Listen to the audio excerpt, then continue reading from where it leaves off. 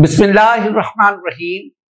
अस्सलामु अलैकुम वरहमतुल्लाहि वबरकातुहू। My dear students, I am Wajid Ali Kamboh, your chemistry teacher. Student, हम ना रिएक्शंस ऑफ अल्किल हैलाइड पढ़ रहे हैं। Alkyl halide, halogeno alkane, halo alkane. एक बात मैंने आपको ना लास्ट टू लेक्चर्स में SN1 और SN2 न्यूक्लियोफिलिक सब्स्टिट्यूशन रिएक्शन जो थे SN1 और SN2 वो आपके साथ डिस्कस किए। अगर आपको वो रिएक्शन अच्छी तरह समझ आ गई है, आपने याद कर दिए हैं, पढ़ लिए हैं, सीख लिए हैं, समझ लिए, तो आज जो मैं आपको पढ़ाऊंगा ना, ये आपके लिए कतन मुश्किल नहीं होगा, इंतहाई आसान अप्रोच होगा। लेकिन अगर वो आपको आते हैं, मैं अक्सर आपसे क्या कहता हूं, बेटा जी कंपैरेटिव स्टडी किया करो, चीजों को कंपेयर किया करो। इसका फायदा क्या है? मैं दो फायदे गिनाता हूं। एक तो चीज आपको जल्दी समझ में आ जाएगी, और दूसरी बात देर तक समझ में रहेगी, वो भूलेगी नहीं चीज। आपको कंपैरिजन किया करो। आज आपने क्या काम करना है? आज आपने दो मेजर जो है ना, जो जॉब्स, जो आपके दो बड़े बड़े काम है, वो क्या? एक तो आपने ये जो एलिमिनेशन रिएक्शन है, जिसे मैं बीटा एलिमिनेशन रिएक्शन कहता हूं, ये मैं E2 और E1 दो पढ़ाऊंगा। आपने इन दोनों को भी कंपेयर करना है, और फिर आपने इन एलिमिनेशन रिएक्शन को सब्स्टिट्यूशन रिएक्शन के साथ भी कंपेयर करना है। यानी जब मैं E2 पढ़ा रहा हूंगा तो आपके दिमाग में SN2 होना चाहिए, और जब मैं E1 पढ़ाऊं तो आपके दिमाग में SN1 होना चाहिए। तो आपने ना ये चार रिएक्शन हो गए ना, SN1, SN2, E1, E2, ये चारों रिएक्शन आपके, पहले तो सब्स्टिट्यूशन कौन से हैं? एलिमिनेशन, इनमें मेजर डिफरेंस, और फिर आगे फर्दर इनमें आप डिफरेंस को देखेंगे। ये आज आपका काम है। मैं पहले आपको ना एलिमिनेशन रिएक्शन और फिर बीटा एलिमिनेशन रिएक्शन, अच्छा जहां पे लफ्ज एलिमिनेट आता है, एलिमिनेट निकाल दें, खारिज करें, रिमूव, एलिमिनेट, रिमूव, तो ये लफ्ज क्या आ गया? एलिमिनेट। जहां भी एलिमिनेट आए, एलिमिनेट, इसका मतलब होता है रिमूव, निकाल दे उसको वहां से।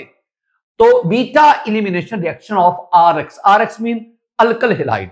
पहले बात तो समझो, बीटा एलिमिनेशन क्या होते हैं, फिर हम एक एक चीज को एक्सप्लेन करेंगे।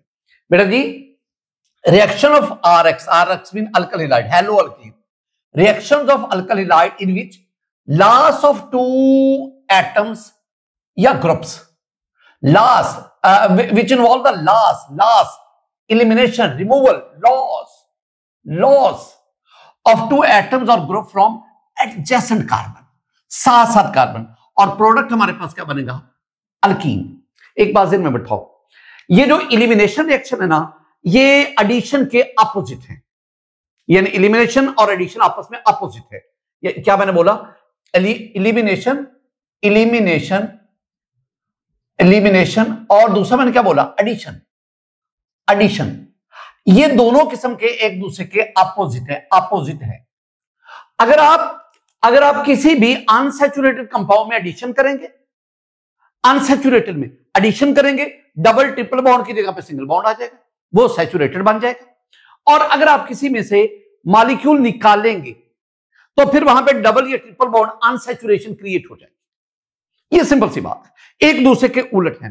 बिल्कुल अगर आपसे कहा जाए ना, क्या बताओ एलिमिनेशन का अपोजिट रिएक्शन कौन सा है, यू विल आंसर एडिशन। अच्छा, अब ना एडजेसेंट कार्बन का तो आपको पता है, दो कार्बन जो साथ साथ हो उन्हें कहते हैं एडजेसेंट कार्बन। आपने एडजेसेंट कार्बन से आपने दो एटम्स निकालने हैं, यूं उन दोनों के दरमियान जब एटम निकल जाएंगे तो एडजेसेंट कार्बन के दरमियान डबल बॉन्ड बन जाएगा, अल्कीन बन जाएगा। कैसे? ये मेरे पास एक अल्काइल हैलाइड RCH2CH2X, ये एक अल्काइल हैलाइड। बेटा जी, इस अल्काइल हैलाइड में वो कार्बन जिस पर फंक्शनल ग्रुप है, here hello is the functional group, उसे हम कहते हैं अल्फा कार्बन, और उसका साथ वाला कार्बन क्या कहलाएगा? Beta carbon. पहले तो ये बात, वो कार्बन जिस पर फंक्शनल ग्रुप अल्फा कार्बन, और अल्फा के जो एडजेसेंट कार्बन है, साथ वाला जो कार्बन है, दैट इज बीटा कार्बन।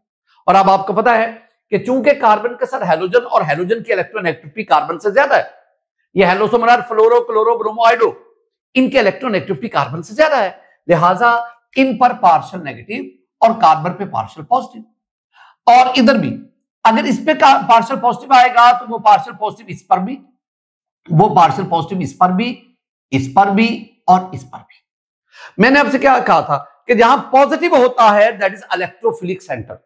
तो this carbon, this alpha carbon is the electrophilic centre and this beta hydrogen, this is the beta carbon, the carbon bonded to beta, the hydrogen bonded to beta carbon, they are called beta hydrogen. ये हमारे पास beta carbon, ये beta hydrogen. अब ये दोनों, अब आपने काम क्या किया, आपने अल्काइल हैलाइड लिया, उसका रिएक्शन एक स्ट्रॉन्ग बेस से करवाया। या हमें क्या चाहिए, हमें स्ट्रॉन्ग बेस चाहिए, बेस चाहिए, बेस। तो आपके पास ये बेस आ गया, base KOH is a base. अब जेहन में रख रहा है, आपने इसको अल्कोहल की मौजूदगी में लेना। मैं कहूंगा alcohol, alcoholic KOH, alcoholic KOH, it is a base, strong base. अब ये बेस क्या करेगा, बेस ये करेगा कि ये अल्फा कार्बन, इससे हाइड्रोजन, बीटा कार्बन, इससे हाइड्रोजन, ये दोनों यहां से रिमूव होते हैं। अल्फा से हाइड्रोजन, बीटा से हाइड्रोजन, H और X रिमूव हुए, यानी आपके पास -HX हुआ, HX निकल गया, माइनस निकल गया, HX। अगर मैं इक्वेशन किस साइड पे लिखूंगा तो +HX से लिखूंगा, अगर मैं एरो के ऊपर लिखूंगा तो मैं -HX लिखूंगा। असल में होता भला क्या है, ये जो K है ना, ये X के साथ मिलकर KX बना देता है। मैं KX से लिखूंगा, KX। और ये जो OH है, ये H के साथ मिलकर वाटर बना देता है, H2O। It's okay. बाकी ये जो अल्फा है और बीटा जो है, इसके दरमियान डबल बॉन्ड आ गया, और यूं आपके पास RCH डबल बॉन्ड CH2, और ये आपके पास क्या आ गया, ये आपके पास आ गया जी अल्कीन। ये अब ना हम इसे बीटा एलिमिनेशन रिएक्शन क्यों कहते हैं, असल में ना अल्फा से तो हाइड्रोजन गया, रिमूव हो गया, एलिमिनेट हो गया। अब हाइड्रोजन कौन सा होना है, अल्फा के पास 2 हाइड्रोजन है, अल्फा कार्बन के पास, बीटा कार्बन के पास भी 2 हाइड्रोजन। तो आपने चूंकि जो हाइड्रोजन है, प्रोटॉन जिसे हम कहते हैं, हाइड्रोजन आपने बीटा कार्बन से निकालना है, लिहाजा हम इसे क्या कहते हैं, बीटा। तो वो हाइड्रोजन कौन सा निकालना है, क्या अल्फा हाइड्रोजन, नो, क्या बीटा हाइड्रोजन, यस। चूंकि आपने बीटा हाइड्रोजन को एलिमिनेट करवाना है, दैट इज कॉल्ड बीटा। इसका एक और भी नाम है। आपने इस अल्काइल हैलाइड से क्या क्या रिमूव करवाया, हमने इस अल्काइल हैलाइड से 2 चीजें रिमूव करवाई, एक H, दूसरा X। तो मैं इस रिएक्शन को, जिसे मैंने बीटा एलिमिनेशन रिएक्शन कहा ना, मैं एक और भी नाम देता हूं। मेरा क्या नाम, ये मैं आपको पहले पढ़ा चुका हूं, डीहाइड्रोहेलोजिनेशन। क्या लफ्ज बोला, डीहाइड्रोहेलोजिनेशन। आप इसको जो दूसरा नाम देंगे ना, आप इसे कहेंगे कि दिस इज आल्सो द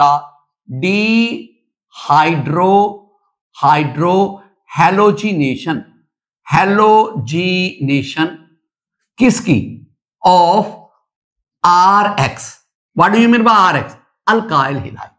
तो आप अल्काइल हैलाइड की डीहाइड्रोहेलोजिनेशन करवा रहे।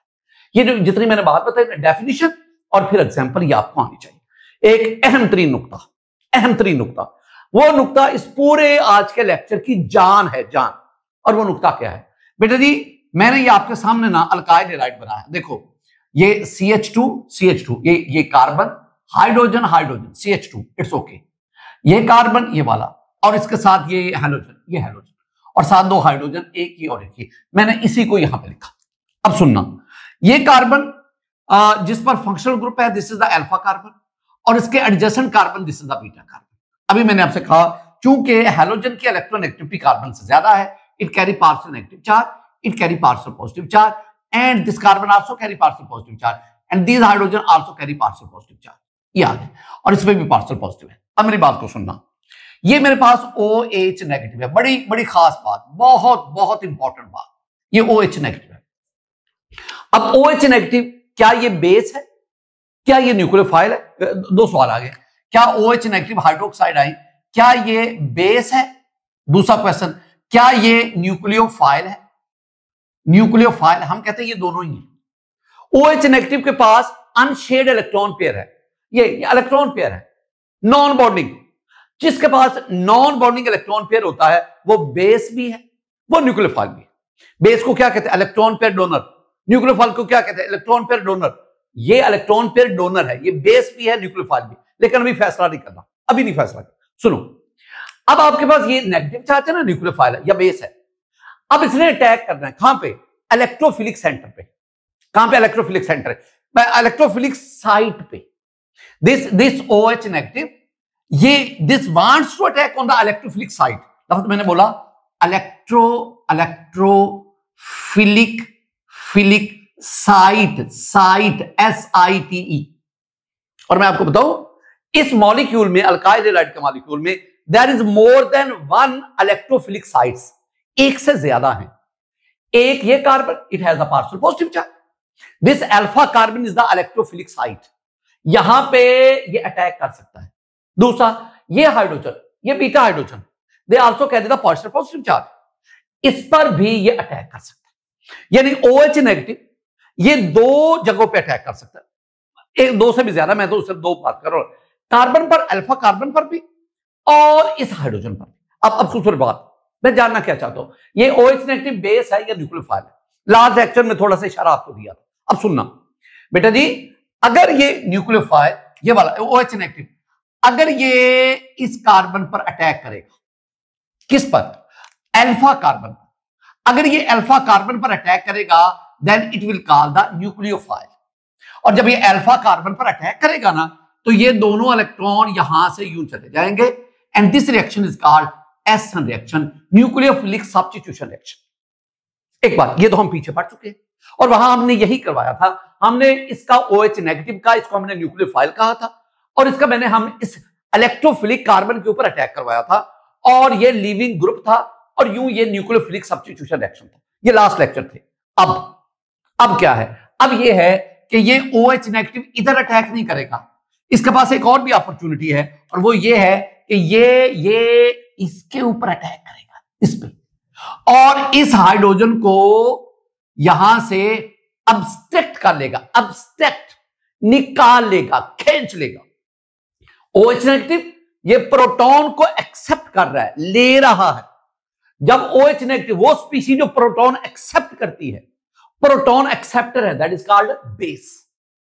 इसका मतलब है जब ये इसके ऊपर अटैक करेगा तो then it will act as a base, ये बेस के ऊपर, और जब ये OH नेगेटिव इस कार्बन के ऊपर अटैक करेगा then it will call the nucleophile.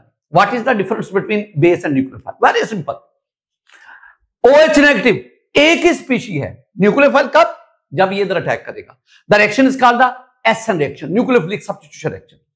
ये बेस के तौर पर कब एक्ट करेगा? बेस वो होता है जिसे प्रोटॉन चाहिए, और ये बेस के तौर पर तब कब करेगा? जब ये बीटा हाइड्रोजन पर अटैक करेगा और यहां से हाइड्रोजन को निकाल लेगा। जब हाइड्रोजन इसके पास आ गया, एसिड बेस रिएक्शन हो गया, न्यूट्रलाइज हो गया। अब जब ये प्रोटॉन इसके पास आ गया, अब ये दोनों इलेक्ट्रॉन यहां आ गए, डबल बॉन्ड बन गया, ये इलेक्ट्रॉन इसके पास चले गए, और ये, इसका मतलब है इस मॉलिक्यूल में से, पहली बात, अगर ये इसके ऊपर अटैक करे तो, अगर ये OH नेगेटिव इसके ऊपर अटैक करे तो then it will act as a base, base के तौर पर एक्ट करेगा, और फिर यहां डबल बॉन्ड बनेगा। ये H भी यहां से निकल गया, X भी यहां से निकल गया, H भी गया, X भी गया, और ये निकल गए hydro D removal, D hydro halogenation हो गई, और यहां पे क्या बन गया? डबल बॉन्ड, और डबल बॉन्ड बना तो आपके पास क्या बना? Alkyne, and this is called the elimination reaction. This is also called 1-2 elimination reaction. हम ना एलिमिनेशन रिएक्शन को ना, ये वाला जो बीटा एक बुक कहती है, ये ना 1-2 एलिमिनेशन रिएक्शन होता है। बीटा भी कह लो, एलिमिनेशन रिएक्शन, बेटा जी बीटा भी कह सकते हैं, 1-2 भी कह सकते हैं। 1-2 क्यों कहते हैं भला? क्योंकि ये कार्बन नंबर 1, ये कार्बन नंबर 2, एक एटम कार्बन नंबर 1 से जो हाइड्रोजन है, एक एटम कार्बन नंबर 2 से जो हाइड्रोजन है, और यू 1 और 2 के दरमियान डबल बॉन्ड बन गया और यू अल्कीन बन गया। तो beta elimination reaction is also called 1-2 elimination reaction, it is also called dehydrohalogenation reaction. Student आगे बढ़ो। बीटा एलिमिनेशन रिएक्शन आगे दो टाइप्स के हैं, एक E2, दूसरा E1। E2, E stand for elimination, E stand for elimination, 2 bimolecular, SN2 में भी यही था। SN stand for nucleophilic substitution, 2 stand for बाइमोलेकुलर।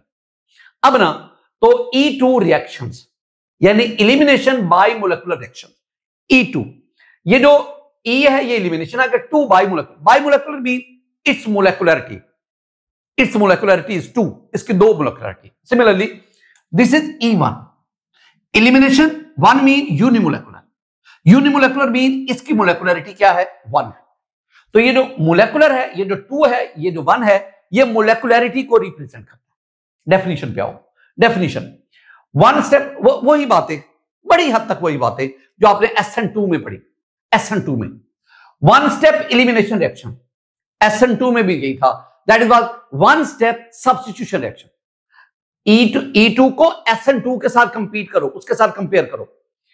1 step elimination reaction, this reaction completes in a single step in which both atom और groups, कौन कौन से atom, hydrogen और halogen, दो एटम, बोथ एटम से बना, एक हाइड्रोजन दूसरा हेलोजन, दोनों एटम लीव साइमल्टेनियसली, एक ही वक्त में।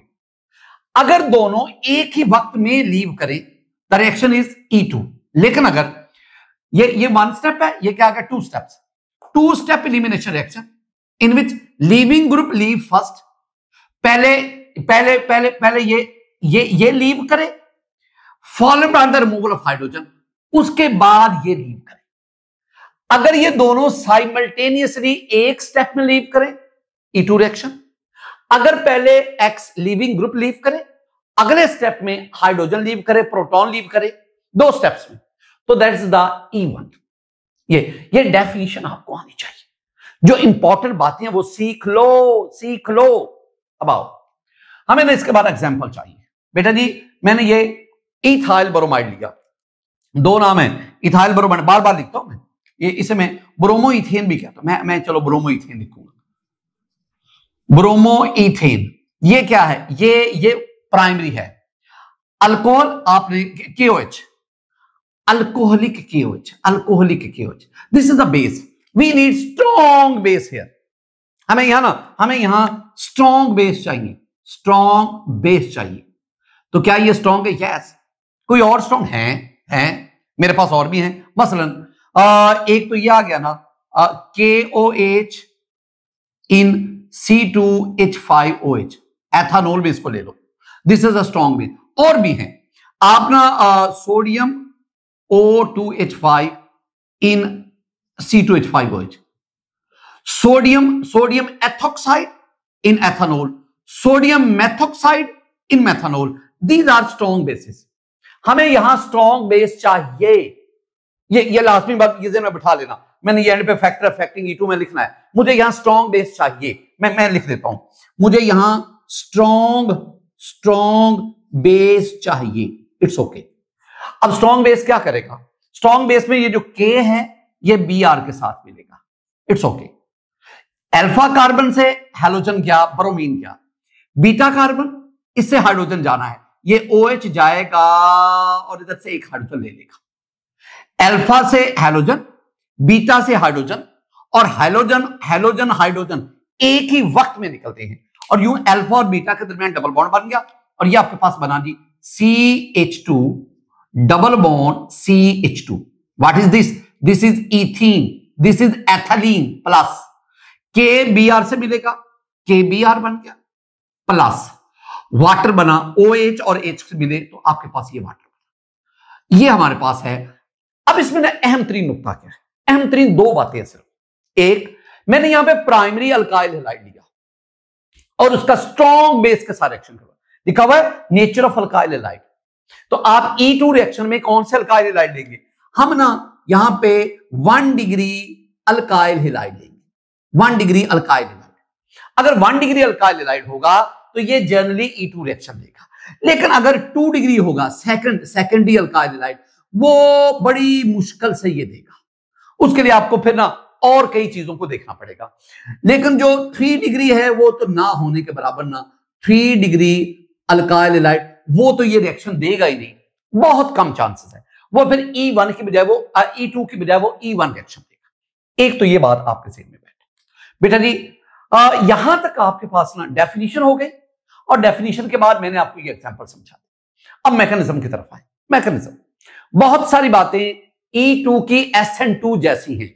अब ज़हन में रखा लेना, ये ज़हन में रखना, E2 कंपीट्स SN2। ये एक लफ्ज, ये एक सेंटेंस है। मैंने क्या कहा? E2 कंपीट्स SN2। मतलब जब आप ये वाला, जब आप ब्रोमोइथेन का अल्कोहलिक KOH से रिएक्शन करवाते हैं क्या बोला?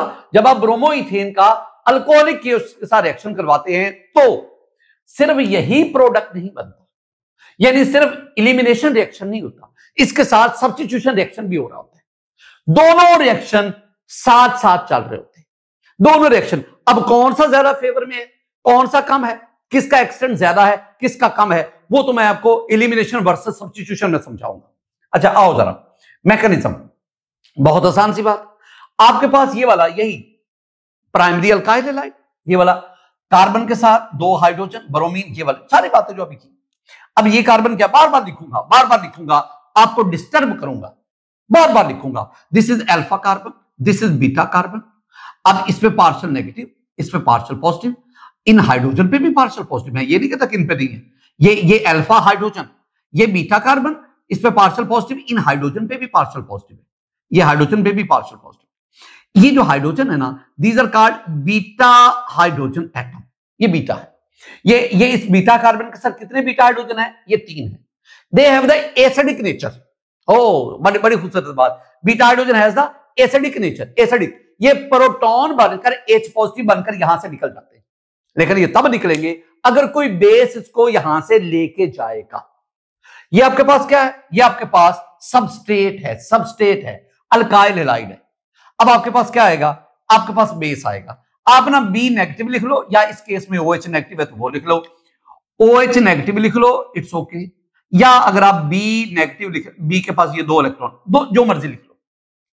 अब ना क्या होगा, ये बेस है। Now OH negative will act as a base. ये अल्फा कार्बन पर अटैक नहीं करेगा, ये इन बीटा हाइड्रोजन पर, ये जाएगा बीटा हाइड्रोजन पे अटैक करेगा, अटैक करेगा। बेटा जी ये जो मैंने आपको बताया ना, ये दोनों मेरे पास रिएक्टेंट्स हैं।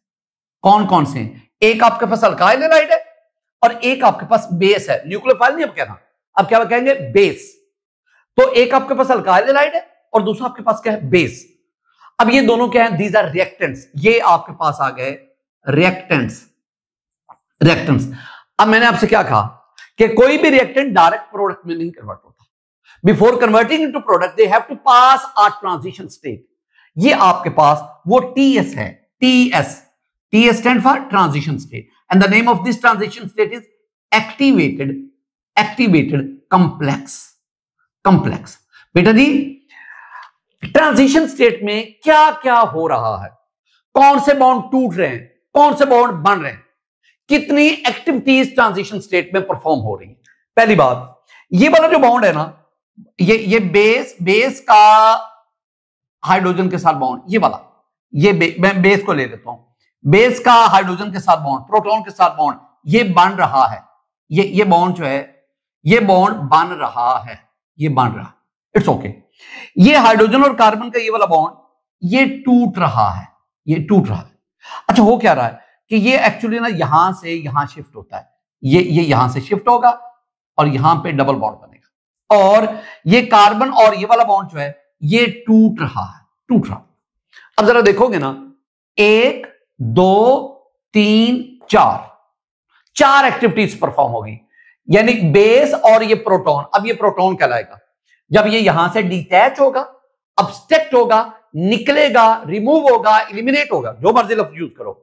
तो इसको अब मैं हाइड्रोजन एटम नहीं कहूंगा, मैं कहूंगा प्रोटॉन, क्योंकि अब बेस इसको अपनी तरफ साथ मिला गया। तो अब ये प्रोटॉन और बेस का बॉन्ड बन रहा है। अब इस हाइड्रोजन ने पहले कार्बन के साथ बॉन्ड बनाया था, अब चूंकि इसने इस बेस के साथ बॉन्ड बना लिया तो ये बॉन्ड खत्म हो गया। पहली ये एक्टिविटी, दूसरी ये एक्टिविटी। अब ये 2 इलेक्ट्रॉन कहां पे आ गए? ये इन 2 कार्बन के दरमियान पाई बॉन्ड की सूरत में आ गए। अब इस कार्बन के 1 2 3 4 5 पाई बॉन्ड बनेगा, 5 बॉन्ड हो जाएंगे। ये दोनों इलेक्ट्रॉन जो यहां पे इन दोनों के दरमियान थे, ये इसके पास चले गए। चार एक्टिविटीज हैं। ये हाइड्रोजन और बेस और प्रोटॉन का बॉन्ड बनना, हाइड्रोजन और कार्बन का बॉन्ड यहां पाई की सूरत में, यहां पाई बॉन्ड का बनना, और फिर इस बॉन्ड का यहां से टूटना। ये 4 चीजें, यानी ये आपके पास सिंगल स्टेप है, ये तो आना ही आना ना। अब क्या होगा, ये यहां से डिटैच हो गया, BH हो गया। अब आपके पास ये बन गया जी BH, इट्स ओके। प्लस अब क्या होगा, ये कार्बन के साथ 2 हाइड्रोजन, यस CH2, और अब कार्बन कार्बन सिंगल नहीं बल्कि डबल बॉन्ड आ गया, अल्कीन, और इस कार्बन के साथ ये 2 बॉन्ड, CH2 और ये ब्रोमाइडाइन आपके पास यू रिलीज हो जाएगा, ये ब्रोमाइड। स्टूडेंट ये आपके पास ना, और यहां पे आपको ना इसके ऊपर पॉजिटिव शो करना पड़ेगा, तो ये आपके पास ना, क्योंकि मैंने चार्जेस को बैलेंस करना होता है, ये आपके पास ये प्रोडक्ट आपके पास बन गया, दिस इज द प्रोडक्ट। तो अगर आप इस रिएक्शन को देखोगे, ये जो E2 रिएक्शन है, it completes in a single step. मैं लास्ट लेक्चर में भी कह रहा था, आप कहेंगे सर ये सिंगल कैसे हुआ, पहले ये इसमें गया एक स्टेप, ये फिर इसमें गया 2 स्टेप। नो, ऐसी कतन कोई बात नहीं, ये ट्रांजिशन स्टेट है। जब भी रिएक्टेंट्स प्रोडक्ट में कन्वर्ट होंगे, they have to pass through this transition state, उनको हर सूरत में इसमें से पास करना पड़ेगा। ये कोई स्टेप नहीं है, ये तो ट्रांजिशन स्टेट है। ये बहुत शॉर्ट लिव्ड होती है, मैं लास्ट पे बड़ा बता चुका हूं इसके बारे में। ये हाईली रिएक्टिव, शॉर्ट लिव्ड, और ये फॉरेन प्रोडक्ट में कन्वर्ट हो जाती है। अच्छा, अब नेक्स्ट हम बढ़ते हैं। जितनी मैंने गुफ्तगू की है ना, उसके ये पॉइंट्स बने हुए। Single step reaction, yes it completes in a single step. अब सिंगल स्टेप में बात बता दो, सारी बातें बताओ। पहले ये बताओ कि ये जो बेस है, attacks on the base attacks on किसके ऊपर, ये बीटा हाइड्रोजन, ये बीटा हाइड्रोजन पर अटैक करता है। दूसरी बात, और वहां से इसको एब्स्ट्रैक्ट करता निकालता है। आपके पास क्या बनेगी, ट्रांजिशन स्टेट बनेगी। और ट्रांजिशन स्टेट में 4 एक्टिविटीज बता दो, एक्टिविटीज कौन कौन से 4 काम, और आखिर में जो आपके पास कार्बन डबल बॉन्ड कार्बन ये एस्टेब्लिश होगा। ये सारी बातें इसमें आप बताएं, यानी जो बातें यहां पे लिखी हुई। दूसरा पॉइंट, मोलेकुलरिटी क्या है, the number of molecules taking part in rate determining step. ये देखो, this reaction completes in a single step. अगर सिंगल स्टेप है तो यही फिर रेट डिटरमिनिंग स्टेप है। ये this reaction completes in single step, और यही सिंगल स्टेप जो है, दैट इज द, यही सिंगल स्टेप, यही रेट डिटरमिनिंग स्टेप है, RDS है, यही वाला। और मैंने क्या कहा कि रेट डिटरमिनिंग स्टेप में रिएक्टेंट के जितने मॉलिक्यूल इन्वॉल्व होते हैं, यहां एक अल्काइल हैलाइड है, एक बेस है, 2 मॉलिक्यूल इन्वॉल्व है, तो 2 मॉलिक्यूल्स आर इन्वॉल्व। कौन कौन से, एक मैंने क्या कहा, अल्काइल हैलाइड, और दूसरा मैंने क्या कहा, बेस। लिहाजा जितने मॉलिक्यूल्स रेट डिटरमिनिंग स्टेप में इन्वॉल्व होंगे, उतनी उस रिएक्शन की मोलेकुलरिटी होगी। यूं इस रिएक्शन की जो मोलेकुलरिटी है ना, मोलेकुलरिटी वो क्या आ गई, 2 आ गई। आपको पता है ये जो 2 साथ लिखा है, ये क्या है, ये मोलेकुलरिटी तो है। और मैंने उसे क्या कहा, मैंने कहा बाई मोलेकुलर, 2 मोलेकुलरिटी वाला, बाई मीन 2। रिएक्शन काइनेटिक्स, हो ये बड़ी खूबसूरत बात है। ये जो रिएक्शन काइनेटिक्स है ना, जितनी भी मैं गुफ्तगू कर रहा हूं ना, ये रिएक्शन काइनेटिक्स इस सारी गुफ्तगू को वेरीफाई करता है। ये आपके पास एक काइनेटिक एविडेंस है। क्या बोला, काइनेटिक एविडेंस। ये अच्छा, मैं अगर ना, अच्छा मैं एक ना इक्वेशन लिखता हूं, जिसे मैं कहता है रेट इक्वेशन या रेट लॉ। क्या बोला, मैं आपके सामने ना इसका रेट इक्वेशन या बाज लोग कहते हैं रेट लॉ, वो लिखता हूं इस रिएक्शन की। तो मेरे पास आएगा rate that is equal to k concentration of alkyl halide, concentration of base. अब सुनना, जब मैं ये लिख लेता हूं ना, अब मुझे अगली बात क्या चाहिए, मुझे ना इनके ऊपर ये जो एक्सपोनेंट है ना यहां पे, वो चाहिए। वो जो एक्सपोनेंट लिखे जाते हैं ना, वो एक्सपेरिमेंट अप्रोच से लिखे जाते हैं। यानी इसका मतलब है मुझे लैब में जाना पड़ेगा और मुझे ये वाला और ये वाला ये लेके एक्सपेरिमेंट परफॉर्म करना पड़ेगा। अब मैं एक्सपेरिमेंट क्या परफॉर्म करता हूं, मैं ना अल्काइल हैलाइड की कंसंट्रेशन डबल करता हूं, रेट ऑफ रिएक्शन भी डबल हो जाता है। मैं अल्काइल हैलाइड की कंसंट्रेशन 4 गुना बढ़ाता हूं, रेट ऑफ रिएक्शन भी 4 गुना बढ़ जाता है। अगर किसी रिएक्टेंट की कंसंट्रेशन जितने गुना बढ़ाएं, अगर रेट ऑफ रिएक्शन भी उतने गुना बढ़े, तो हम यहां पे एक्सपोनेंट क्या लेते हैं, 1। अब आप क्या करो, अब आप अल्काइल हैलाइड इसकी कंसंट्रेशन को कांस्टेंट कर दो। अब आप इसकी कंसंट्रेशन को बढ़ाओ, मैं इसकी कंसंट्रेशन जितने गुना बढ़ाता जाऊंगा, उतने गुना रेट ऑफ रिएक्शन भी बढ़ता जाएगा, जैसे मैंने इसके बारे में बात की। तो इसका मतलब है इसके ऊपर भी क्या आएगा, 1 आएगा। मतलब ये जो रिएक्शन है, ये अल्काइल हैलाइड के लिहाज से फर्स्ट ऑर्डर है, ये बेस के लिहाज से फर्स्ट ऑर्डर है, लेकिन ये दोनों के लिहाज से, अगर मैं ऑर्डर ऑफ रिएक्शन लिखूं, तो ये रिएक्टेंट यानी अल्काइल हैलाइड और बेस दोनों के लिहाज से 1 + 1 that is equal to 2, this is the second order reaction. तो this is the second order reaction. Molecularity भी 2 है और ऑर्डर भी सेकंड ऑर्डर रिएक्शन। बेटा जी ये सारी की सारी बातें, ये जो मैं ये गुफ्तगू कर रहा हूं, ये कर रहा हूं, ऐसी ही गुफ्तगू मैंने SN2 के बारे में भी की थी। अच्छा, आगे आपके पास आ गया जी फैक्टर्स अफेक्टिंग E2। एक बात तो क्लियर होगी कि आपके पास you must have the strong base, weak base नहीं चलेगा, you must have the strong base. दूसरी बात, आपके पास ना प्राइमरी अल्काइल हैलाइड होना चाहिए। दूसरी जो बात है वो है कि you must have the primary alkyl halide. तीसरी जो बात आपने ज़हन में रखना, तीसरा पॉइंट वो है कि आपके पास या तो सॉल्वेंट ना हो या पोलर एप्रोटिक सॉल्वेंट हो, यानी सॉल्वेंट ना लें, नो सॉल्वेंट। लेकिन मैं आपको एक बात बताऊं, ये जो है ये सारी ये गैसेस है, इनके लिए आपको सॉल्वेंट चाहिए तो सही। और अगर आप सॉल्वेंट लेंगे तो आपके पास पोलर प्रोटिक नहीं, एप्रोटिक सॉल्वेंट आपने देना है। और ये पोलर एप्रोटिक सॉल्वेंट मैं आपको पहले समझा चुका हूं। ये जितनी भी मैंने गुफ्तगू की है ये सारी की सारी किसके बारे में, E2 के बारे में। अब जरा ना इसी बात को उलट दो और हम E1 की तरफ आते हैं। मैंने आपको डेफिनेशन पढ़ा दी, डेफिनेशन के बाद अब एग्जांपल की तरफ आइएगा। बेटा जी ये आपके पास जो है ना ये था प्राइमरी, अब ये आपके पास जो अल्काइल हैलाइड है ये कौन सा है, टर्शरी। ये पहली बात तो आ गई ना, ये आपके पास टर्शरी अल्काइल हैलाइड।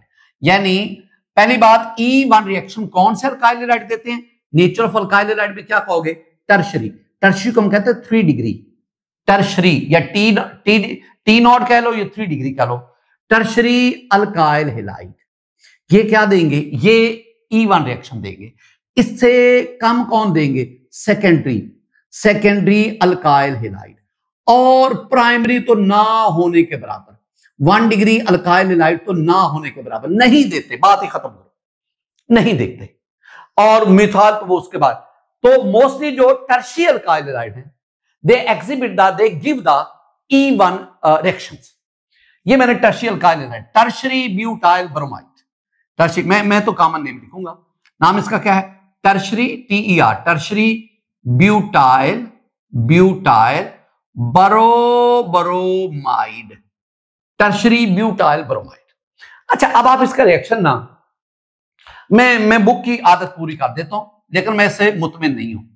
लिखा हुआ जी अल्कोहलिक यूज, इधर मैंने क्या कहा था, you must have the strong base, और यहां मैंने स्ट्रॉन्ग बेस भी लिखा था। लेकिन E1 के केस में हमें स्ट्रॉन्ग बेस नहीं चाहिए, वीक बेस से भी काम चल जाएगा। आप यहां पे ये ना KOH लिखो, आप यहां पे सिंपल वाटर लिख दो, वीक बेस से काम चल जाएगा। वीक बेस ले लो, वीक बेस से काम, और वीक बेस मैंने क्या बताया, वाटर। यानी आप यूं कहो ना, tertiary butyl bromide plus water, weak base ले लो। तो यहां पे मैंने कहा फैक्टर्स अफेक्टिंग E1, तो यहां पे एक चीज तो डाल लो ना, you must have weak base, it's okay. अच्छा, अब आगे बढ़ो, होगा क्या, वही सिंपल कि अल्फा कार्बन, इससे ये हैलोजन, ये K इस हैलोजन को ले गया, और ये 3 है बीटा कार्बन आपके पास, किसी एक का हाइड्रोजन OH के साथ मिलेगा, तो एक आपके पास बन जाएगा, एक आपके पास बेटा जी बनेगा KBr, यस, और दूसरा OH इधर से H लेके वाटर बना देगा, बिल्कुल ठीक हो गया। और तीसरी बात, अब जो बाकी आपके पास बचेगा, अब ये Br, सॉरी, ये जो मेरे पास B, यहां पे हाइड्रोजन गया तो यहां पे डबल बॉन्ड आ गया, C डबल बॉन्ड CH2, अभी आपको बताऊंगा अभी, and this is CH3 and this is CH3, ये अभी आपको बताऊंगा डबल बॉन्ड कैसे बना। ये जो प्रोडक्ट बना, ये जो अल्कीन बना, इसका नाम क्या है, मैं तो कॉमन नेम ही बताऊंगा, दिस इज आइसोब्यूटाइलीन, ये आइसोब्यूटाइलीन। E1 रिएक्शन, इसकी डेफिनेशन आ गई, डेफिनेशन के बाद एग्जांपल आ गई, 2 चीजें आपको बता दी, tertiary alkyl halide mostly E1 देते हैं, और आगे आपको ऑर्डर बता दिया। दूसरा, हमें यहां क्या चीज चाहिए, हमें स्ट्रॉन्ग बेस नहीं चाहिए, बेस चाहिए, वीक बेस से भी काम चल जाएगा। और वीक बेस मैंने कौन सा आपको बताया, वाटर। मैकेनिज्म, जब आप E1 को पढ़ रहे हो ना, तो आपके दिमाग में SN1 होना चाहिए। E1 को पढ़ रहे हैं, आपको SN1 आना चाहिए। बेटा जी SN1 में जाओगे ना, तो SN1 में ना 2 मैकेनिज्म में 2 स्टेप्स थे। पहला step one, that was ionisation. Step two और उधर मैंने क्या कहा था, SN1 में क्या कहा था, अटैक ऑफ न्यूक्लियोफाइल।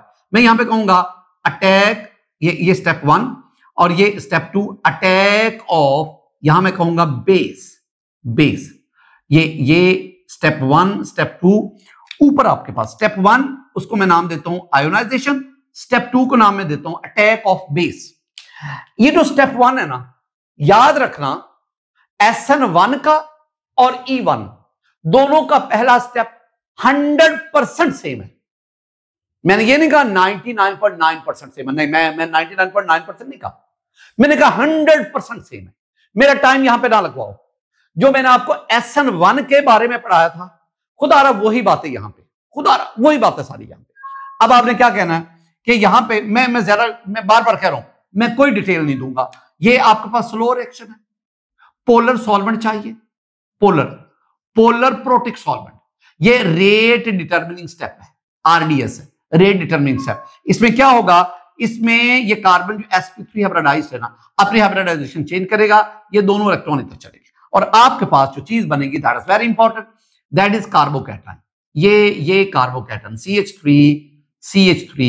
CH3 और इसके ऊपर पॉजिटिव चार्ज, और ब्रोमाइड जो है ना, ब्रोमाइड वो आपके पास अलग हो गया, और ये जो आपने सॉल्वेंट लिया वो ब्रोमाइड को स्टेबलाइज करेगा बाय सॉल्वोलाइसिस।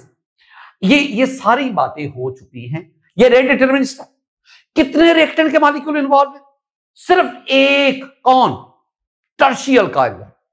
अब मोलेकुलरिटी क्या है, the number of molecule take parts in rate determining step, और इसमें मोलेकुलरिटी में RDS रेट डिटरमिनिंग स्टेप कौन सा है, ये पहला स्टेप स्टेप 1 है, स्टेप नंबर 1 है। और स्टेप नंबर 1 में रिएक्टेंट के कितने मॉलिक्यूल इन्वॉल्व है, ओनली वन मॉलिक्यूल। कौन सा वो मॉलिक्यूल है, वो है अल्काइल हैलाइड का। लिहाजा इसकी मोलेकुलरिटी क्या बनी, मोलेकुलरिटी इसकी बनी 1। दिस इज यूनिमोलेकुलर, ये लिखा ना 1, ये 1 क्या बताता है, ये मोलेकुलरिटी बताता है, ये तो unimolecular. The molecularity of this reaction is 1, एक मॉलिक्यूल रेट डिटरमिनिंग स्टेप में इन्वॉल्व है। अच्छा, दूसरी बात, एक तो ये चीज आ गई बेटे जी। दूसरा जो पॉइंट आपके ज़हन में आएगा ना, वो है कि अटैक ऑफ बेस। पहले मैंने कहा अटैक ऑफ न्यूक्लियोफाइल, अब न्यूक्लियोफाइल नहीं, अब मेरे पास बेस है बी और इसके पास ये इलेक्ट्रॉन है। अब देखना ये अल्फा कार्बन है, अब ये कार्बोकैटायन बन गया ना, कार्बोकैटायन, ये अल्फा कार्बन, जो ये वाला अल्फा कार्बन वो यही है। अब ये टेक्निकली तो आप में से अल्फा नहीं कह सकता, लेकिन क्योंकि अल्फा कार्बन वो होता है जिसके साथ फंक्शनल ग्रुप लगाओ, अब यहां फंक्शनल ग्रुप तो है कोई नहीं, बहरहाल ये अल्फा कार्बन तो था, ये बीटा कार्बन, इट्स ओके।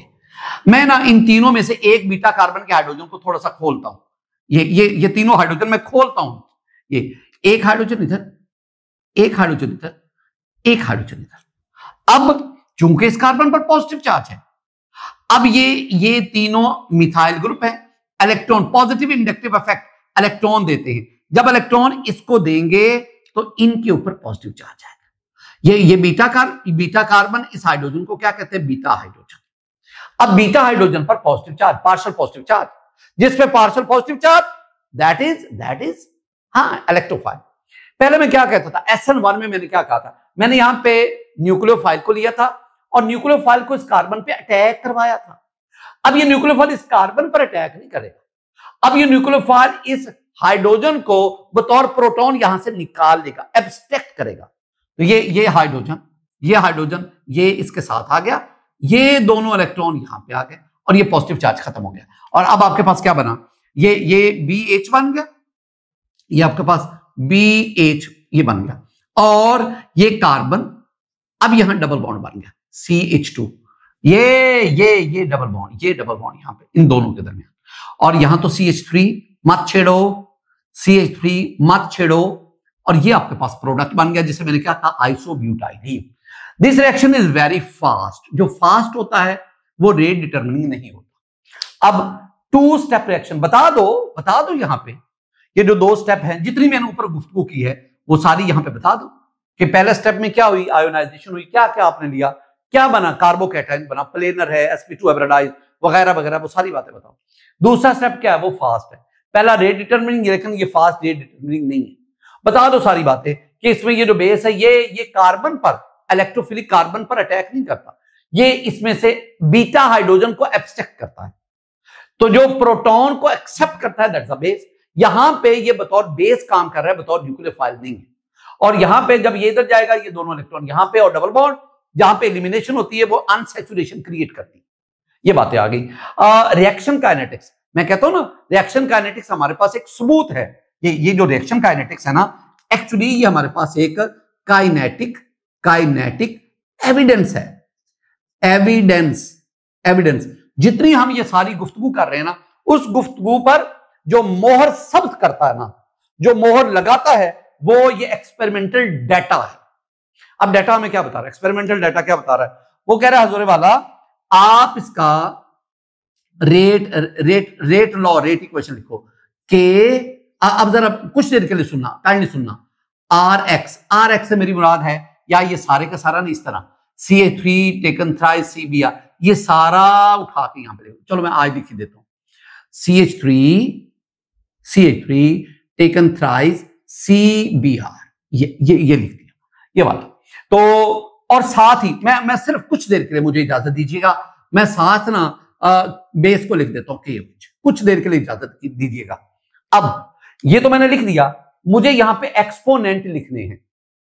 मैं एक्सपेरिमेंट परफॉर्म करूंगा। एक्सपेरिमेंट का रिजल्ट मेरे पास क्या आ रहा है, जितने गुना मैं टर्शी ब्यूटाइल ब्रोमाइड, इसकी जितने गुना अमाउंट बढ़ाता जाऊं, कंसंट्रेशन बढ़ाता जाऊं, रेट ऑफ रिएक्शन भी उतने गुना बढ़ता जाता है।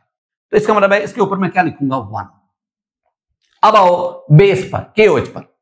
अगर मैं KOH की कंसंट्रेशन 2 गुना बढ़ाऊं, रेट ऑफ रिएक्शन पर कोई फर्क नहीं पड़ा। अगर मैं KOH की कंसंट्रेशन 4 गुना बढ़ाऊं, रेट ऑफ रिएक्शन पर कोई फर्क नहीं पड़ा। अगर मैं KOH की कंसंट्रेशन 4 गुना कम करूं, रेट ऑफ रिएक्शन पर कोई फर्क नहीं पड़ा। अगर किसी रिएक्टेंट की कंसंट्रेशन चेंज करने से रेट ऑफ रिएक्शन पर फर्क ना पड़े, तो खुदारा उसको रेट इक्वेशन में नहीं लिखते, उसके ऊपर ना एक्सपोनेंट हम 0 लगा देते। 0 का मतलब वो खत्म हो गया। इसका मतलब क्या हुआ, इसका मतलब है सिर्फ एक रिएक्टेंट की कंसंट्रेशन रेट ऑफ रिएक्शन को, इसलिए अगर मैं कहूं कि इसका ऑर्डर क्या है, ऑर्डर ऑफ रिएक्शन, तो आप कहेंगे जी first order, and this is first order reaction. या स्टूडेंट, कुछ बातें जो मैं आपको बताना चाहूंगा कि वो कौन से फैक्टर हैं जो E1 के रेट को अफेक्ट करते हैं। वो 3 बातें जो मैंने इधर लिखी है ना, मैंने कहा स्ट्रॉन्ग बेस, इधर मैंने क्या कहा वीक बेस, इधर मैंने क्या कहा प्राइमरी अल्काइल हैलाइड, और इधर मैं क्या कहूंगा, इधर मैं कहूंगा हमें यहां पे टर्शरी 3 डिग्री अल्काइल हैलाइड, वो मोस्टली ये देते हैं, ज्यादा सब्स्टिट्यूटेड जो होते हैं।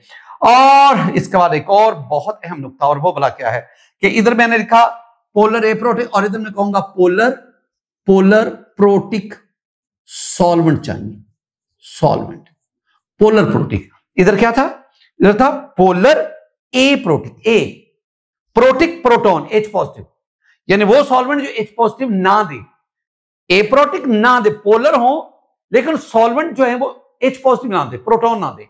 हाँ, इधर वो कहते हैं कि देंगे, वो जो प्रोटॉन वगैरह देता है ना, साफ ज़ाहिर है कि इसको आपको ये जो एनाइन बनता है, इसको स्टेबलाइज करना पड़ता है, वहां पे वो यूटिलाइज। ये थी कुछ बातें, ये था E2 और ये क्या है E1। जितनी गुफ्तगू की है ये आपसे या तो अकेला यही क्वेश्चन पूछा जाएगा, आपसे अकेला यही क्वेश्चन पूछा जाएगा, या इन दोनों का डिफरेंस आपसे पूछा जाएगा। तो मैंने इसको आपको समझा दिया। स्टूडेंट, आप एक बहुत खूबसूरत पॉइंट, और वो क्या है, सब्स्टिट्यूशन रिएक्शन आपने पढ़े SN1 SN2, एलिमिनेशन रिएक्शन मैंने आपको पढ़ा दिए E1 E2। मैंने दोनों का कहीं डिफरेंस बताने की कोशिश की, लेकिन आइए तफसील के साथ सब्स्टिट्यूशन वर्सेस एलिमिनेशन दोनों में क्या क्या मेजर डिफरेंसेस हैं, आइए जरा इसको पढ़ते हैं।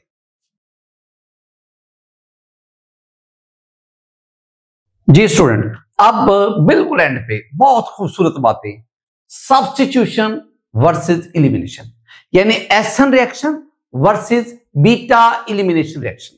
आइए जरा देखें।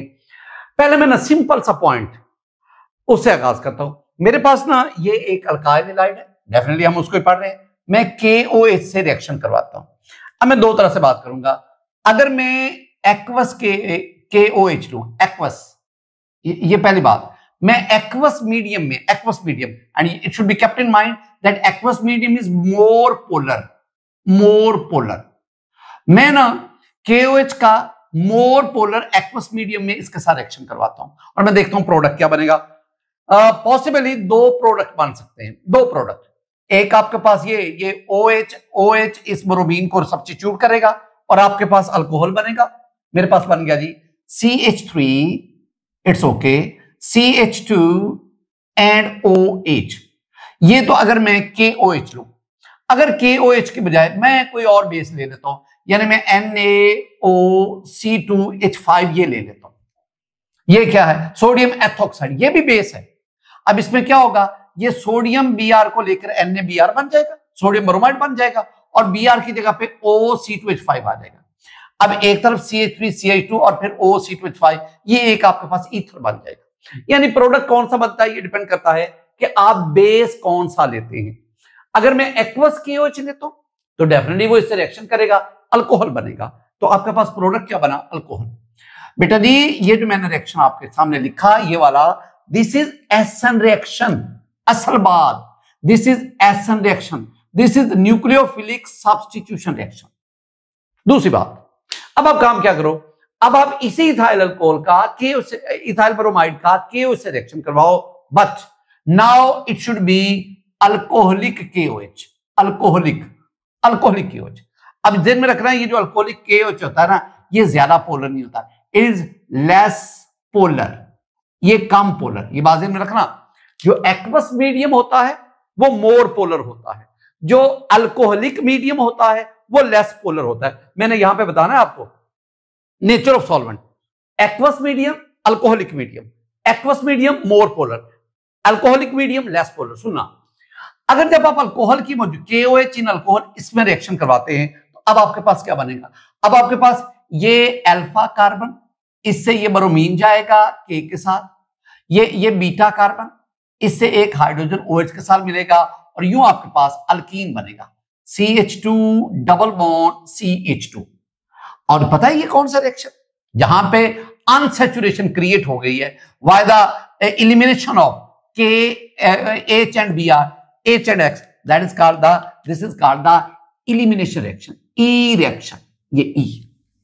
फर्क दोनों में क्या है? यहां तक मैं क्या बता रहा हूं, यहां तक मैंने आपको समझाया कि नेचर ऑफ सॉल्वेंट, अगर आप एक्वस KOH लेंगे, AQUEOUS, अगर आप एक्वस मीडियम लेंगे जो कि मोर पोलर है, ज्यादा पोलर है, तो ये क्या करेगा? It favours the essence reaction, ये एसन रिएक्शन को फेवर करेगा। और दूसरी बात, अगर आप अल्कोहलिक मीडियम लो, कोहलिक मीडियम लो, it is less polar than aqueous, ये लेस पोलर होगा, लेस पोलर। तो इट विल फेवर्स द क्या? किसको? ये ई रिएक्शंस को फेवर करेगा, ई रिएक्शंस को। एक तो ये बात ध्यान में बिठाओ।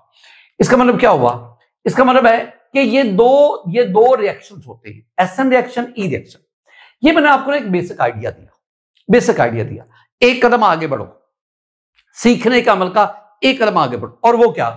आपने काम करना है बेटा जी, आपने ना, ये एक बीकर है, इस बीकर में आपने ये वाला लेना है C2H5 में Br सिंपल करके लिख देता हूं, ये वाला जो ना, this is ethyl bromide,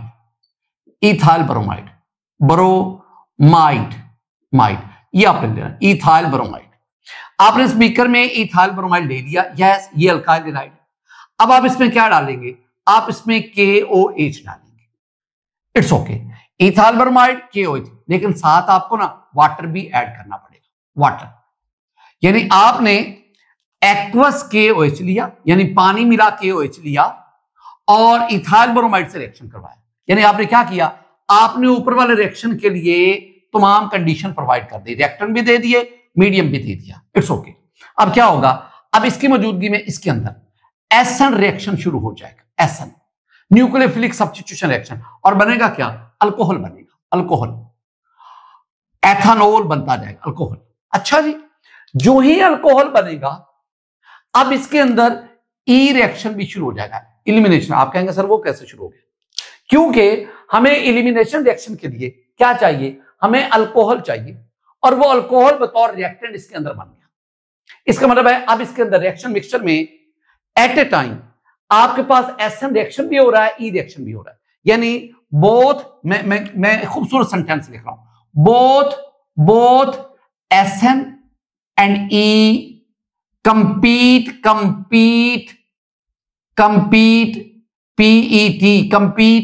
each other। दोनों एक दूसरे को कंपीट कर रहे हैं, दोनों रिएक्शन एक ही वक्त में हो रहे हैं। यानी इसके अंदर अल्कोहल भी बन रहा है, साथ साथ अल्कीन भी बन रहा है, दोनों चीजें हो रही है। लेकिन मैं क्या जानना चाहता हूं? मैं जानना चाहता हूं extent of reaction, extent of reaction. मैं जानना चाहता हूं कौन सा रिएक्शन ज्यादा हो रहा है। मैं जानना चाहता हूं क्या न्यूक्लियोफिलिक सब्स्टिट्यूशन रिएक्शन ये ज्यादा हो रहा है, क्या इलिमिनेशन रिएक्शन ये ज्यादा हो रहा है। हो दोनों रहे।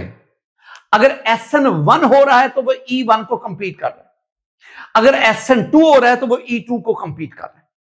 अब मैंने क्या जानना है कि सब्स्टिट्यूशन रिएक्शन और इलिमिनेशन रिएक्शन दोनों में से किसकी शरह, किसका एक्सपेंड ज्यादा है, कौन सा ज्यादा हो रहा है। वो कहते हैं जनाब वो कुछ फैक्टर्स हैं जो इस बात का डिसाइड करते हैं, और वो फैक्टर मैंने आपके सामने ये 4 लिखे। पहला फैक्टर तो मैंने आपको बता दिया, पहला तो फैक्टर आपको बता दिया। दूसरा फैक्टर क्या है? Structure of substrate. सबस्ट्रेट से मुराद अल्काइल हैलाइड। बेटा जी अल्काइल, सबस्ट्रेट से मुराद अल्काइल हैलाइड। जो अल्काइल हैलाइड है ना, अल्काइल हैलाइड का स्ट्रक्चर भी हमें हेल्प आउट करता है यह बताने में दोनों में से किस रिएक्शन का एक्सटेंट ज्यादा है।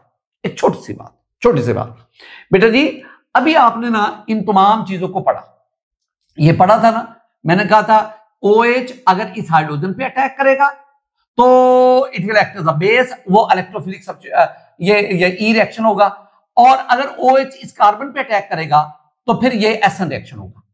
यहां भी यही बात है। सुनना, ये मेरे पास एक अल्काइल हैलाइड, बेटा जी ये टर्शरी अल्काइल हैलाइड, टर्शरी। अगर आप टर्शरी अल्काइल हैलाइड को देखोगे तो ये अल्फा कार्बन है, इसके इधर भी मैथल ग्रुप है, इसके इधर भी मैथल ग्रुप है, इसके इधर भी मैथल ग्रुप है। यानी इस केस में टर्शरी अल्काइल हैलाइड के केस में ये जो अल्फा कार्बन है इट इज हाईली क्राउडेड, यानी when alpha carbon is more crowded, जब इसके गिर्द बहुत सारे अल्काइल, यानी ना हाईली सब्स्टिट्यूटेड अल्काइल हैलाइड, वो साफ ज़ाहिर टर्शरी ही होंगे। तो जितने अल्काइल हैलाइड ज्यादा सब्स्टिट्यूट हो गए, अब प्रॉब्लम भला क्या है? ये आपके पास ना ये OH नेगेटिव, क्या ये OH नेगेटिव इस कार्बन तक पहुंच पाएगा जो पार्शियल पॉजिटिव है, या ये OH नेगेटिव इस हाइड्रोजन को ही एब्स्ट्रैक्ट कर लेगा? अब आपको पता है ना कि अगर ये OH नेगेटिव इस कार्बन तक पहुंच पाए, ब्रोमीन को डिटैच करे, तो फिर होगा SN रिएक्शन। यानी अगर ये यहां पहुंच जाए तो फिर तो होगा SN रिएक्शन।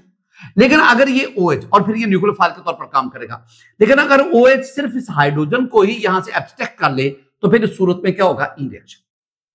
अब बहुत आसान सी बात है, अगर आपके पास अल्काइल हैलाइड हाईली सब्स्टिट्यूटेड होगा, अगर आपके पास अल्फा कार्बन ज्यादा क्राउडेड होगा, तो ये OH नेगेटिव इस कार्बन तक नहीं पहुंच पाएगा, और ये सिर्फ यहां से प्रोटॉन को ही एब्स्ट्रैक्ट करेगा।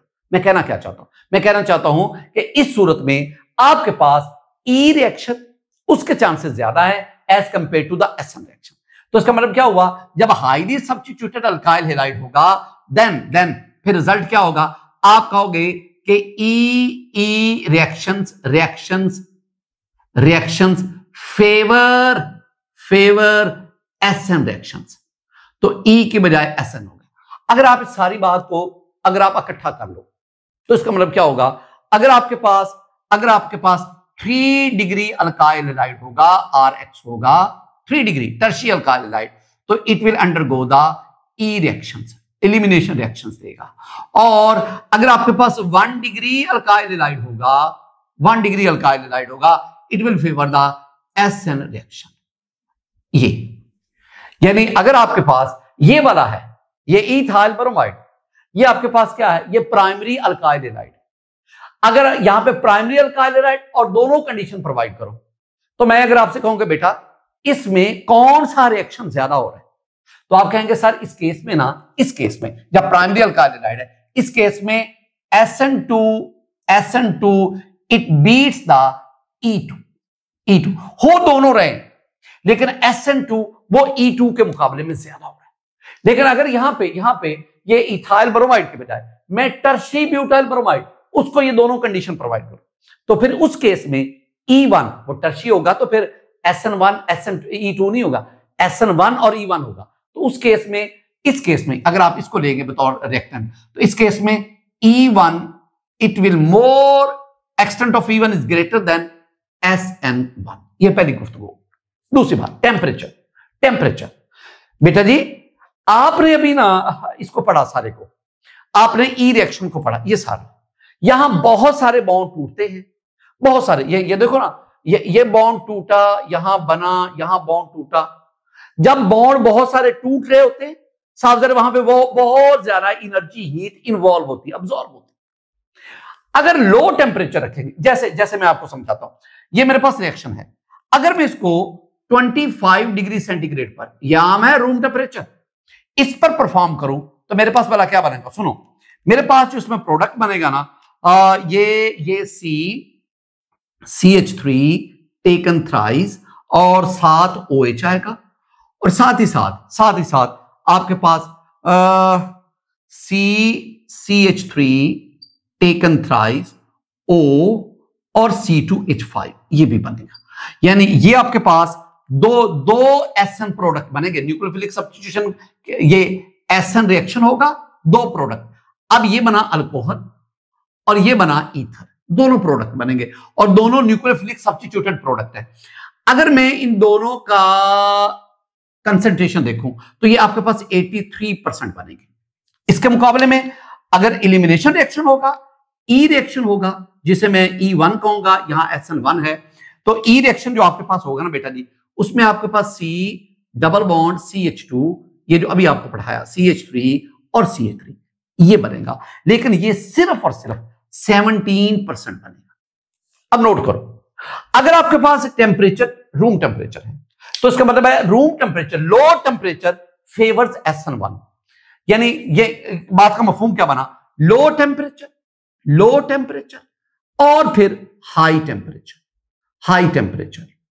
लो टेम्परेचर ये फेवर करेगा SN reaction, nucleophilic substitution reaction, और high temperature it favours the E reaction, elimination reaction. क्योंकि हाई एलिमिनेशन में बहुत ज्यादा बॉन्ड फॉर्मेशन, बॉन्ड ब्रेकेज हो रही है, वहां हाई टेम्परेचर चाहिए, और इसमें उतनी ज्यादा बॉन्ड ब्रेकेज नहीं होती। Next, nature of base. ये तो बहुत आसान सी बात है बेटा जी, अगर आप स्ट्रॉन्ग बेस लेंगे, स्ट्रॉन्ग बेस, तो it favours the elimination reactions, strong base. और दूसरी बात, अगर आप स्ट्रॉन्ग न्यूक्लियोफाइल लेंगे, न्यूक्लियोफाइल, तो it will favours the SN reaction. ये कुछ पॉइंट्स थे जो मैं आपको इसमें समझाना चाहता था, और यही चीजें आपके सिलेबस का हिस्सा भी है। स्टूडेंट, आज का हमारा जो लेक्चर था वो बड़ा कॉम्प्रिहेंसिव था, जिसमें हमने बीटा एलिमिनेशन रिएक्शंस को भी पढ़ा, और आखिर में मैंने आपको सब्स्टिट्यूशन वर्सेस एलिमिनेशन ये भी पढ़ा। मेरी दुआएं हमेशा आपके लिए हैं। अल्लाह ताला के साथ हम सबको सेहत वाली और ईमान वाली जिंदगी दे। अस्सलाम वालेकुम व रहमतुल्लाह।